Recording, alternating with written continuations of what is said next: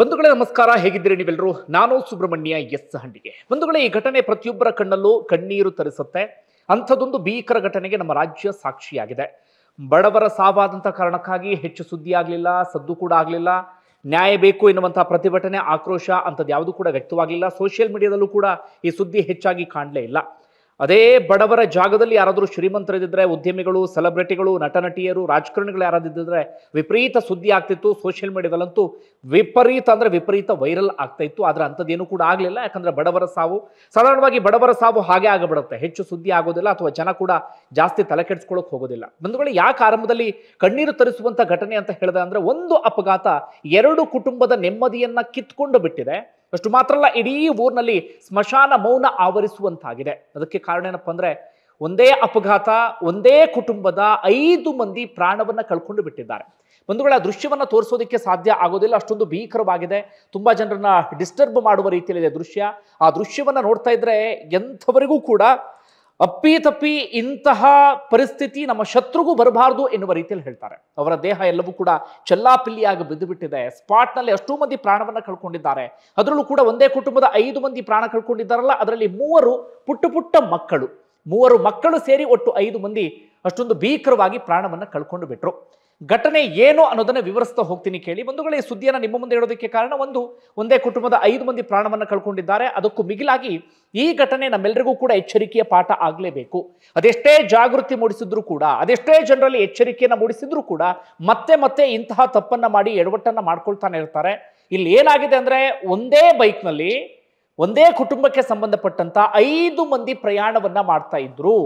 ನೀವೆಷ್ಟೇ ಒಳ್ಳೆ ರೈಡರ್ ಆಗಿರಿ, ಏನು ಬೇಕಾದ್ರೂ ಆಗಿರಿ, ದಯವಿಟ್ಟು ಒಂದೊಂದು ಬೈಕ್ನಲ್ಲಿ 5 ಮಂದಿ ಹೋಗೋದಿಕ್ಕೆ ಹೋಗಬೇಡಿ. ಹೌದು, ತುಂಬಾ ಜನರಿಗೆ ಅದು ಅನಿವಾರ್ಯ ಆಗಿರುತ್ತೆ, ಕಾರ್ನ ವ್ಯವಸ್ಥೆ ಇರೋದಿಲ್ಲ, ಆಟೋದಲ್ಲಿ ಹೋಗುವಂತ ಅಷ್ಟರ ಮಟ್ಟಿಗೆ ಸೌಕರ್ಯ ಇರೋದಿಲ್ಲ, ಅಥವಾ ಇನ್ನೊಂದು ಏನೋ ಇರುತ್ತೆ.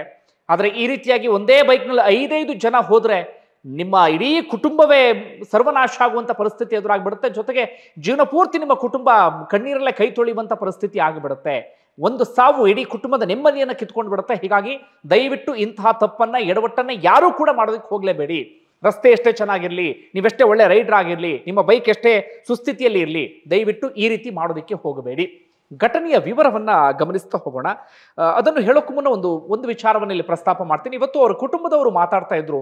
ಆಗ ಮನೆಯ ಯಜಮಾಂತಿ ಒಂದು ಮಾತನ್ನ ಹೇಳ್ತಾ ಇದ್ರು. ಒಂದು ರೀತಿಯಲ್ಲಿ ಎಂಥವರ ಕರುಳು ಹಿಂಡುವಂತಹ ಮಾತದು. ಅವ್ರು ಹೇಳ್ತಾ ಇದ್ದಿದ್ದು, ಹೊಸ ಅಂಗಿ ಹಾಕೊಂಡು ಹುಲಿಗೆಮ್ಮನ ಜಾತ್ರೆಗೆ ಹೋದ ನಮ್ಮ ಮನೆ ಮಕ್ಕಳು ಹೊಳ್ಳಿ ಬರಲೇ ಇಲ್ಲ. ಹುಲಿಗೆಮ್ಮ ನಮಗೆ ದೇವರು ಆಗಿಲ್ಲ, ದೆವ್ವ ಆಗ್ಯಾಳ ಎನ್ನುವಂತ ಮಾತನ್ನು ಹೇಳ್ತಾ ಇದ್ರು. ಹಾಗೆ ಮುಂದುವರೆದವ್ರು ಹೇಳ್ತಾ ಹೋಗ್ತಾರೆ, ಅವರೆಲ್ಲರೂ ಕೂಡ ಹುಲಿಗೆಮ್ಮ ಜಾತ್ರೆಗೆ ಹೋಗ್ತಾ ಇದ್ದಂಥವ್ರು, ಅಂದ್ರೆ ದೇವರ ದರ್ಶನಕ್ಕೆ ಹೋಗ್ತಾ ಇದ್ದವರು, ದೇವರ ಹರಕೆಯನ್ನ ತೀರ್ಸೋಕೆ ಹೋಗ್ತಿದ್ದವರು, ನಮ್ಮ ಇಡೀ ಕುಟುಂಬಕ್ಕೆ ಒಳ್ಳೇದಾಗ್ಲಿ ಅಂತ ಬೇಡ್ಕೊಳ್ಳೋಕೆ ಹೋಗ್ತಿದ್ದಂಥವ್ರು. ಆದ್ರೆ ದೇವರ ಬಳಿಗೆ ಹೋಗುವಂತ ಸಂದರ್ಭದಲ್ಲಿ ಇಂಥದ್ದೊಂದು ದುರ್ಘಟನೆ ಸಂಭವಿಸಿದೆ. ಹೀಗಾಗಿ ಆಕೆ ದೇವರಾಗ್ಲಿಲ್ಲ, ನಮ್ಮ ಪಾಲಿಗೆ ದೆವ್ವ ಆಗ್ಯಾಳ ಎನ್ನುವಂತ ಮಾತನ್ನ ಹೇಳ್ತಾ ಇದ್ರು. ಘಟನೆ ಎಲ್ಲಿ, ಏನು, ಎತ್ತ ಅಂತ ಗಮನಿಸ್ತಾ ಹೋಗೋಣ. ಘಟನೆ ನಡೆದಿದ್ದು ಯಾದಗಿರಿಯ ಸುರಪುರ ತಾಲೂಕಿನ ತಿಂತಣಿ ಬ್ರಿಡ್ಜ್ ಹತ್ತಿರ ಸಂಭವಿಸಿದಂತ ಘಟನೆ. ಇವರೆಲ್ಲರೂ ಕೂಡ ಮೂಲತಃ ಲಿಂಗಸುಗೂರಿನ ಗುರುಗುಂಟ ಭಾಗದವರು. ಆದರೆ ಇವರೆಲ್ಲರೂ ಈ ಬೇರೆ ಊರಿನಲ್ಲಿ ಸೆಟ್ಲ್ ಆಗಿರ್ತಾರೆ. ಹುಲಿಗೆಮ್ಮ ಜಾತ್ರೆಗೆ ಹೋಗೋದಕ್ಕೆ ಅಂತ ಹೇಳಿ ಹೊರಟಿರ್ತಾರೆ. ಇವರಿದ್ದಂಥ ಊರು ಯಾವುದಪ್ಪ ಅಂದ್ರೆ ಹಳಿಸಗರ ಬಡಾವಣೆ, ಶಹಾಪುರ ತಾಲೂಕಿನ ಹಳಿಸಗರ ಬಡಾವಣೆಯಲ್ಲಿ ಇರ್ತಾರೆ. ಮನೆಯ ಯಜಮಾನ ಹೆಸರು ಆಂಜನೇಯ ಅಂತ ಹೇಳಿ, 34ರಿಂದ 35 ವಯಸ್ಸಿನ ಆಸುಪಾಸು. ಕೃಷಿ ಚಟುವಟಿಕೆಯನ್ನ ಮಾಡ್ತಿರ್ತಾರೆ. ಉಪಕಸುಬಾಗಿ ಬಡಿಗೆ ವೃತ್ತಿಯನ್ನ ಮಾಡ್ತಿರ್ತಾರೆ. ಅವರ ಪತ್ನಿ ಗಂಗಮ್ಮ, ಹಾಗೆ ಮಗ ಆಗಿರುವಂತ ಹನುಮಂತ, 1 ವರ್ಷದ ಮಗ. ಯೋಚನೆ ಮಾಡಿ, 1 ವರ್ಷದ ಮಗ.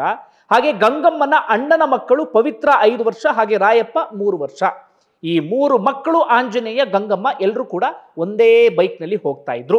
ಗುರುಗುಂಟ ಭಾಗಕ್ಕೆ ಇವರು ತೆರಳ್ತಾ ಇದ್ದಂಥವರು ಬೈಕ್ನಲ್ಲಿ. ಹೀಗೆ ಸುರಪುರ ತಾಲೂಕಿನ ತಿಂತಣಿ ಬ್ರಿಡ್ಜ್ ಹತ್ತಿರ ಬರ್ತಾ ಇದ್ದ ಹಾಗೆ ಒಂದು ಲಾರಿ ಹೋಗ್ತಾ ಇರತ್ತೆ. ಲಾರಿಯನ್ನ ಓವರ್ಟೇಕ್ ಮಾಡೋದಕ್ಕೆ ಅಂತ ಹೇಳಿ KSRTC ಬಸ್ ಬರುತ್ತೆ. ಅದೇ ಸಂದರ್ಭದಲ್ಲಿ ಬೈಕ್ ಈ ಲಾರಿಯ ಪಕ್ಕದಲ್ಲಿ ಅಥವಾ ಲಾರಿಯಿಂದ ಸ್ವಲ್ಪ ಮುಂದೆ ಇರುತ್ತೆ. KSRTC ಬಸ್ ಲಾರಿಯನ್ನ ಓವರ್ಟೇಕ್ ಮಾಡಿ ಮುಂದೆ ಹೋಗುವ ಸಂದರ್ಭದಲ್ಲಿ ಬಸ್ ಆ ಬೈಕ್ಗೆ ಟಚ್ ಆಗಿಬಿಟ್ಟಿದೆ, ಅಥವಾ ಬಸ್ ಡಿಕ್ಕಿ ಹೊಡೆದು ಬಿಟ್ಟಿದೆ. ಡಿಕ್ಕಿ ಹೊಡೆದಂತ ಕಾರಣಕ್ಕಾಗಿ ಆ ಬೈಕ್ನಲ್ಲಿ ಏನಾಗುತ್ತೆ, ಮುಂದೆ ಮಗುವೊಂದನ್ನ ಕೂರಿಸ್ಕೊಂಡಿರ್ತಾರೆ, ಹಿಂದೆ ಮಕ್ಕಳು ಇರ್ತಾರೆ, ಒಟ್ಟು 5 ಜನ ಇದ್ದ ಕಾರಣಕ್ಕಾಗಿ ತಕ್ಷಣಕ್ಕೆ ಬ್ಯಾಲೆನ್ಸ್ ತಪ್ಪು ಹೋಗಿಬಿಟ್ಟಿದೆ. ಬ್ಯಾಲೆನ್ಸ್ ತಪ್ತಾ ಇದ್ದ ಹಾಗೆ ಆ ಬೈಕ್ ಈ ಕಡೆಗೆ ಪಲ್ಟಿ ಆಗಿದೆ. ಪಲ್ಟಿ ಆಗ್ತಾ ಇದ್ದ ಹಾಗೆ KSRTC ಬಸ್ ಆ ಬೈಕ್ನ ಮೇಲೆ ಹತ್ಕೊಂಡು ಹೋಗಿಬಿಟ್ಟಿದೆ. ಹೋಗ್ತಾ ಇದ್ದ ಹಾಗೆ ಅಷ್ಟೂ ಜನರು ಕೂಡ ಅಲ್ಲೇ ಪ್ರಾಣ ಕಳ್ಕೊಂಡಿದ್ದಾರೆ. ಒಂದಿಬ್ಬರನ್ನ ಆಸ್ಪತ್ರೆಗೆ ದಾಖಲಿಸುವಂತ ಪ್ರಯತ್ನವನ್ನ ಪಟ್ಟಿದ್ರು, ಆದರೆ ದಾರಿ ಮಧ್ಯೆ ಪ್ರಾಣ ಹೋಗುತ್ತೆ. ಇನ್ನುಳಿದಂತ ಮೂವರಂತೂ ಸ್ಪಾಟ್ನಲ್ಲೇ ಪ್ರಾಣವನ್ನ ಕಳ್ಕೊಂಡು ಬಿಡ್ತಾರೆ. ಆ ದೃಶ್ಯವನ್ನ ಯಾರಿಗೂ ಕೂಡ ನೋಡೋದಕ್ಕೆ ಸಾಧ್ಯ ಆಗೋದಿಲ್ಲ. ಸದ್ಯ ಅವರ ದೇಹ ಎಲ್ಲವನ್ನು ಕೂಡ ಕುಟುಂಬಸ್ಥರಿಗೆ ಹಸ್ತಾಂತರ ಮಾಡಲಾಗಿದೆ. ಕುಟುಂಬಸ್ಥರು ಕೂಡ ಇದೀಗ ನ್ಯಾಯಕ್ಕೋಸ್ಕರ ಆಗ್ರಹವನ್ನ ವ್ಯಕ್ತಪಡಿಸ್ತಾ ಇದ್ದಾರೆ. KSRTC ಬಸ್ ಡ್ರೈವರ್ದೇನಾದ್ರೂ ತಪ್ಪಿತ್ತು ಅಂದ್ರೆ ಆತನ ವಿರುದ್ಧ ಕ್ರಮ ಆಗಬೇಕು ಎನ್ನುವಂತ ಒತ್ತಾಯವೂ ಕೂಡ ಜಾಸ್ತಿ ಆಗ್ತಾ ಇದೆ. ಜೊತೆಗೆ ಕುಟುಂಬದವರು ಕೂಡ ಮನವಿ ಮಾಡ್ಕೊಳ್ತಿದ್ದಾರೆ, ದಯವಿಟ್ಟು ಒಂದೇ ಬೈಕ್ನಲ್ಲಿ 5 ಜನ ಪ್ರಯಾಣ ಮಾಡೋದಕ್ಕೆ ಹೋಗಬೇಡಿ. ಈ ರೀತಿಯಾದಂತಹ ದುರ್ಘಟನೆ ಮತ್ತೆ ಮತ್ತೆ ಸಂಭವಿಸ್ತಾ ಇದೆ. ದಯವಿಟ್ಟು ಇಂತಹ ಘಟನೆಗಳಿಂದ ಪಾಠ ಕಲಿರಿ ಅಥವಾ ಎಚ್ಚರಿಕೆಯಿಂದ ಇರಿ ಅಂತ ಹೇಳಿ.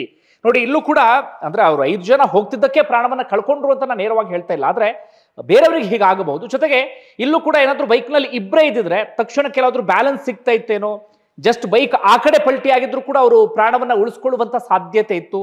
ಆದ್ರೆ 5 ಜನ ಇದ್ದಂತ ಕಾರಣಕ್ಕಾಗಿ ಬೈಕ್ನವರಿಗೆ ತಕ್ಷಣಕ್ಕೆ ಬ್ಯಾಲೆನ್ಸ್ ಸಿಕ್ಕೇ ಇಲ್ಲ.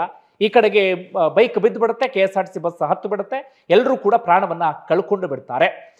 ಸದ್ಯ ತನಿಖೆ ನಡೀತಿದೆ, ಇನ್ನೂ ಕೂಡ ಕ್ಲಾರಿಟಿ ಸಿಗ್ತಾ ಇಲ್ಲ.